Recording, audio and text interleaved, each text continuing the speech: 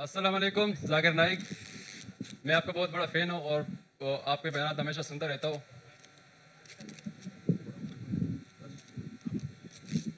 سر آپ سے میرا سوال یہ تھا. اپنا نام بتائیے. میرا نام رفیع ہے. آپ مسلم ہیں نان مسلم؟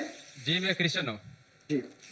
تو آپ سے سوال یہ تھا, پاکستان کے مسلمانوں کے حوالے سے سوال کرنا تھا کہ جیسے آپ نے پہلی بات کی کہ پاکستان اسلام کے نام پر بنا ہے اور پاکستان کا مطلب ہے لا الہ الا اللہ. تو میرا سوال یہ ہے کہ پاکستان میں اتنے زیادہ علماء کرام ہیں, اتنے زیادہ مدارس ہیں اور پاکستان میں سب سے بڑے بڑے تبلیغی اجتماعات ہوتے ہیں, لیکن اگر دوسری سائڈ پر دیکھا جائے جتنے بھی بڑے بڑے گناہ ہیں اور ایسے باتیں جس کو اللہ تعالیٰ نے سب سے زیادہ منع کیا ہوا ہے, تو ان معاملات میں پاکستان باقی ممالک سے پہلے نمبر پر ہے. یعنی ہمیشہ وہ تمام برایاں جو اللہ تعالیٰ نے منع کیا ہے دوسرے ممالک کے مقابلے میں وہ پاکستان میں سب سے زیادہ ہے. تو اگر کوئی تبلیغی ہمارے پاس آتا ہے, یعنی کسی دوسرے ملک میں آتا ہے, غیر مسلم کو اسلام کی دعوت دیتا ہے کہ آپ اسلام میں آ جاؤ اور اچائی کی باتیں کرتا ہے, تو میں ان سے وہ سوال کر سکتا ہوں کہ وہ تمام باتیں جو ہم میں ہے وہ تم میں نہیں ہے. یعنی ہم عدل اور انصاف پر یقین رکھتے ہیں, ہم جھوٹ نہیں بولتے, ہم بھائی سوال پوچھیے. سوال کیا ہے آپ کا؟ تو میرا سوال یہی ہے کہ کیا یہ پاکستان کے علماء کرام کی ناکامی ہے یا اس کی کیا وجہ ہے؟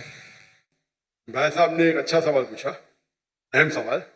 وہ جو خاتون نے کل پوچھی تھی اس سے ملتا جلتا ہے, لیکن یہ صاف سوال ہے. بھائی صاحب نے کہا کہ جیسے میں نے کہا کہ پاکستان ملک اسلام کے نام پہ بنا اور پاکستان کا مطلب ہے لا الہ الا اللہ. پاکستان کا مطلب ہے نے کبھی بھی نہیں کہا لا الہ الا اللہ. میں نے کہا پاکستان کا مطلب پاک جگہ, ہولی لینڈ. پاکستان کا مطلب لا الہ نہیں ہے, یہ آپ کی غلط فہمی ہے. پاکستان کا مطلب ہے پاک مطلب ہولی, ستان مطلب جگہ.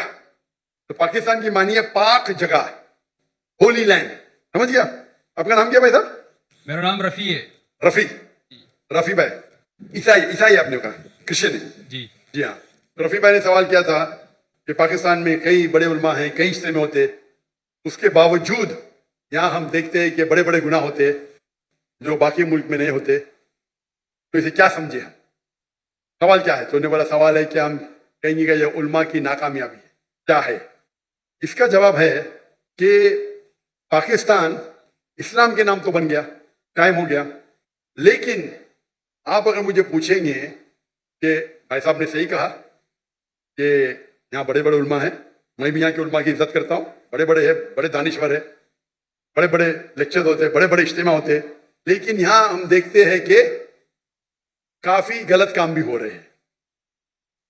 ایک چیز ہے کہ اگر کوئی دائی تقریر کرتا ہے اور اگر معاشرہ اس کو فالو نہیں کرتا ہے, آپ وہ دائی پہ دوش نہیں ڈال سکتے. مثال کے طور پہ آپ کا بھائی ہے, آپ ایک نیک انسان ہے, آپ کا بھائی چوری کرتا ہے, آپ بولے چوری مت کرو, وہ چوری کرنے لگے گا, تو میں آپ کو دوشی ٹھہرا سکتا ہوں؟ بھائی صاحب رفیع بھائی, آپ کا بھائی اگر چوری کرنے لگا, آپ بولے گا مت کرو, پھر بھی کر رہا ہوں, بولوں گا رفیع اپنا آپ کامیاب ہے, آپ خراب انسان ہے, بول سکتا ہوں میں آپ کو دوشی ٹھہرا سکتا ہوں؟ جی بالکل ٹھہرا سکتا ہوں. نو سوری میں آپ کو جیل میں ڈال سکتا ہوں؟ نہیں. آپ کا بھائی چوری کر رہا ہے, آپ نے اسے کہا مت چوری کرو, میں آپ کو دوشی ٹھہرا سکتا ہوں؟ نہیں. آپ اگر نہیں بولیں گے کہ حدیث اللہ کے رسول کی کہ ایک فرشتہ آتے, اللہ تعالیٰ سے فرماتے یہ گاؤں میں سب لوگ غلط کام کر رہے ہیں, کافی لوگ, میں ان کو سب کو ان کے گھر کو تباہ کروں گا, لیکن دو ایسے گھر ہیں جو غلط نہیں کرتے. حکم آتا ہے کہ سب سے پہلے ان کو تباہ کرو. کیوں؟ ان نے باقی کو دعوت دی نہیں. اگر غلط کام ہو رہا ہے تو روکنا مسلمان کا فرض ہے. 3 ہے. اللہ کے رسول نے کہا اگر کچھ غلط کام دیکھتے ہو سکے تو ہاتھ سے روکو, ہاتھ سے نہیں روک سکے تو زبان سے روکو, زبان سے روکتے کم از کم دل میں کوسو. کچھ غلط کام ہو رہا ہے, اگر آپ کے پاس ہمت نہیں بات کرنے کے لیے, اپنے گورنر صاحب کے تو ماشاءاللہ بہت ہمت ہے, تو کم از کم دل میں تو کوسو. اگر اتنا کریں گے تو آپ لوویسٹ لیول کے مسلمان ہیں. تو میں جانتا ہوں جہاں تک کہ یہاں کے علماء کا سوال ہے, جتنی میں نے ان کی تقریر, سارے علماء کی تو نہیں سنا, جتنوں کی میں نے سنا اور جس سے متاثر ہوا ہوں میں, مثال کے طور پہ ڈاکٹر اسرار احمد, مفتی تقی عثمانی, مولانا فضل الرحمان, ماشاءاللہ یہ عظیم علماء ہیں, تقریر کر رہے ہیں انہوں. اور خصوصاً ڈاکٹر اسرار احمد, جب میں ملنے ان کو آیا تھا 51 میں بولا کیوں ہے, میں بولا اسلامک ادارے دیکھنا ہے. بولے آپ کو پاکستان میں ادارے ملیں گے, اسلام نہیں ملے گا. اللہ ان کو جنت نصیب فرمائے, جنت اعلیٰ, جنت فردوس. मुझे एक पाकिस्तानी अभी कल मिला, कल वो बोला, डॉक्टर साहब जब डॉक्टर इसाम साहब जिंदा थे हमें उन कदर ही नहीं की, अभी मरने के इंतकाल होने के बाद हम सुनते तो जो ने 20 साल पहले कहा वो अभी तैयार है। पाकिस्तान के बारे में तो छोड़ो, हिंदुस्तान के बारे में डॉक्टर इसाम अहमद कहते थे बीजेपी 2 सीट है वो हिंदुस्तान को रूल करेंगी। क्या कौन सोच भी नहीं सकता ख्वाब में। ये डॉक्टर इसाम अहमद साहब की दूर अंदेशी है, फॉर साइटेडनेस। जब बीजेपी की 2 सीट थे उस टाइम कहा कि बीजेपी हिंदुस्तान को रूल करेगी। उनको हिस्ट्री के ऊपर महारत थी। तो ये कहना कि क्या उलमा नाकामयाब थे, मैं ये कहूंगा कि अफसोस की बात है उनको सुनने वाले ने उनकी इज्जत नहीं की। उस वक्त में हिंदुस्तान से मिलने आया डॉक्टर इसाम अहमद साहब को और उनकी सारी कसरें ली, और उस वक्त भी मुझे 3 चीज करते डॉक्टर इसाम अहमद साहब। एक होता है कि तफसीर कुरान, तर्जुमा कुरान पढ़ते थे, कुरान को दावत को फैलाते थे। दूसरा इस्लाह करते थे, शिर्क अक़साम शिर्क, राह निजात, कई तकरीर। और तीसरा उनका था पॉलिटिक्स। और मुझे पॉलिटिक्स से ज्यादा शौक नहीं है, अभी हिजरत करने के बाद शौक हो गया।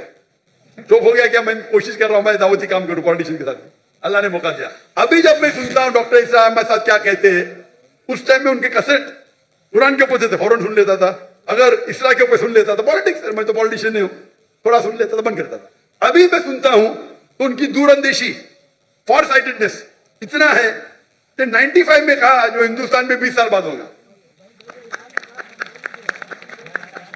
तो यहाँ के उल्मा माशाअल्लाह जितने मैंने सुना माशाअल्लाह अच्छे हैं।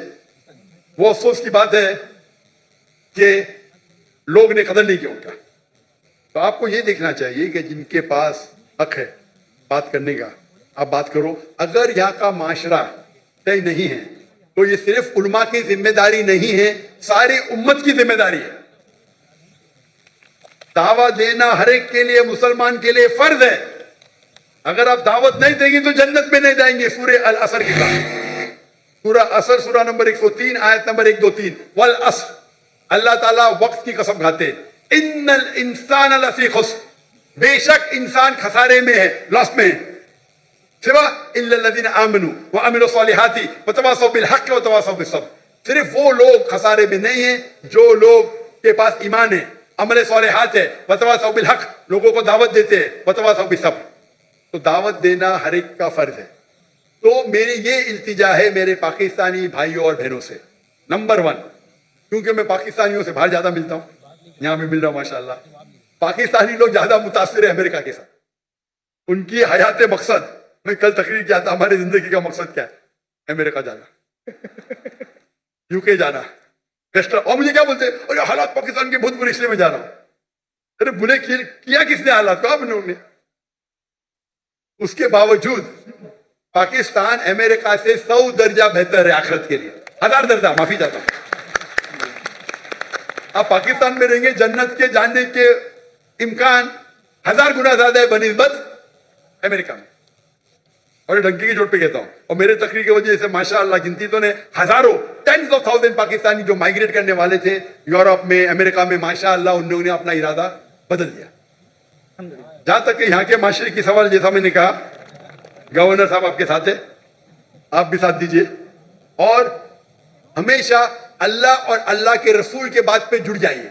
अल्लाह ताला फरमाते सूरह इमरान में सूरह नंबर 3 आयत नंबर 103 में, वातसिमू बिहब्लिल्लाहि जमीअन वला तफरकू, अल्लाह की रस्सी को मजबूती से पकड़े और आपस में मत बंटो। ये कहने के लिए मेरे को गौर से सुनो पाकिस्तानी भाई और बहनों, उसका मतलब नहीं कि आप कुरान और अल्लाह के रसूल के साथ जुड़ो, कोई पार्टी के साथ मत जुड़ो। अगर दुनियावी पार्टी के साथ जुड़ेंगे तो कुर्सी के चक्कर में अल्लाह और अल्लाह के रसूल को पीछे छोड़ देंगे। तो पार्टी करेंगे तो नफरत पैदा होगी, गवर्नमेंट में तनाव रहेगा। आप एक मुसलमान उम्मा जैसे जाओ, एक अपने दूसरे उम्मती भाई के पास, ये पार्टी छोड़ो, जो भी पार्टी इधर है, ये पार्टी को बाजू रखो, कोई कुरान हदीस में पार्टी का जिक्र नहीं है। आप एक मुस्लिम जैसा जाओ, दूसरे मुस्लिम से मिलो। ये पार्टी के चक्कर में, कुर्सी के चक्कर में आखिरत चली जाती है।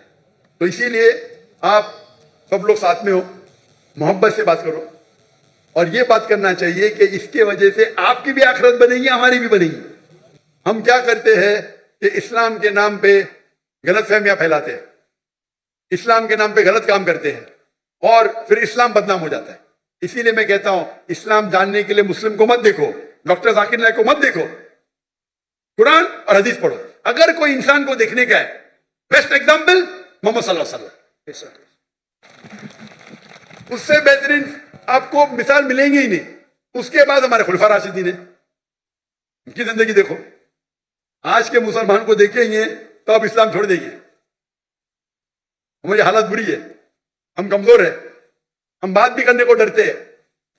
40,000 سے فلسطین بھائی ہمارے مر گئے, ہم منہ بھی نہیں بول سکتے. اللہ نے آپ کو طاقت دی ہے, ہتھیار دیے, کائی کے لیے؟ ہمارے مسلمان بھائی کا قتل ہو رہا ہے, جینوسائیڈ کھلم کھلا لائیو ٹیلی کاسٹ ہو رہا ہے. کیا کر رہے ہیں ہم؟ ابھی 1 سال پورے ہو جائیں گے کل, 16 کیلنڈر کے حساب سے 1 سال پورے ہوئیں گے. 11 دن پہلے لونر کیلنڈر کے حساب سے 1 سال پورے ہوئے. اور ایک بڑا مجمع تھا ٹرکی میں نے آن لائن کتاب کی تھی اس کے اوپر, اور بڑے بڑے علماء تھے اس تقریر میں, تو میں نے بھی کتاب کی ادھر 10 منٹ کی. میں پاکستان سے آنے کے پہلے وہ کتاب کی ملیشیا سے.